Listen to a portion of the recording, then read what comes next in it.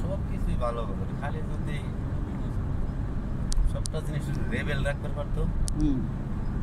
রেবেলটার জন্য মানুষ খেপে গেছে। এটা জিনিস আজকে 2টা বাড়ছে, কালকে 6টা বাড়ছে। এটা জিনিস কমে না, বাড়ে। এই মানুষগুলো ক্ষেপ্ত হয়েছে এনতে এতেন যাই কিছু, মানে এটা আমরা কোন দল ফেলা ভাবে কথা হইতে নাই। এরা কিন্তু ক্ষমতা এখনো কেউ যায় নাই। এই স্বতন্ত্র পার্টি একজন কোনোরকম সাপোর্ট পাইছে দেন, তাই কিন্তু অনেক কিছু কিন্তু ইয়ে হয়ে গেছে। চাইল টাইল মনে করেন মোটামুটি একটু মানে একটু কমছে। বাজার ঘাটে মনিটরিং চলতেছে ভালো মতো।